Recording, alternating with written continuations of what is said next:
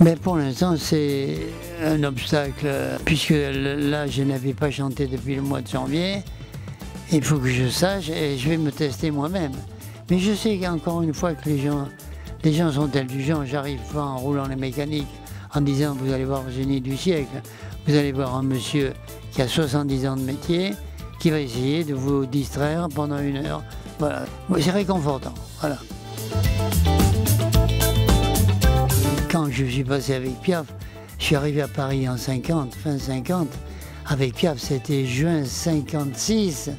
Ça faisait 6 ans que je ramais dans la capitale, inconnu. Mais il y avait à l'époque des brasseries partout qui prenaient des attractions. Et on passait encore à l'entracte des cinémas. Et je passais dans les cabarets.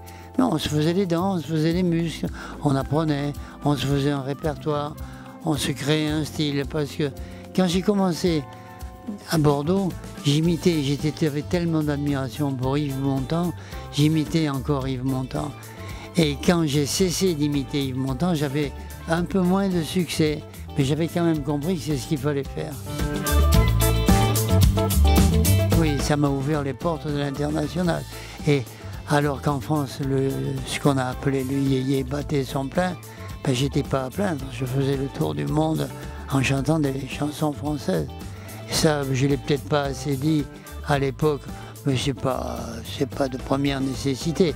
Quand je regarde dans le rétroviseur, ce qui me remplit de joie, c'est qu'à 92 ans, bien j'aurai 92 ans au mois d'avril, ben, je m'arrive encore de venir à Sanary.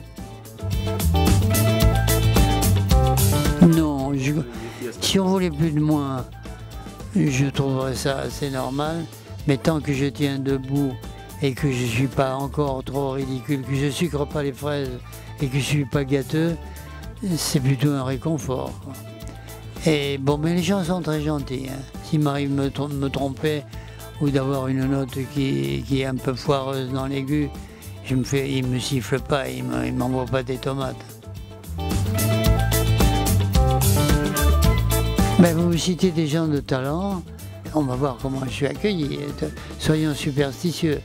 Mais voilà, faites votre métier comme vous le faites avec, je vous connais tous, ceux que vous venez de citer. Pour porter chance, on dit merde. Et il ne faut pas répondre, sinon ça rend le... Allez, bonne chance, merde, merde, bonne chance.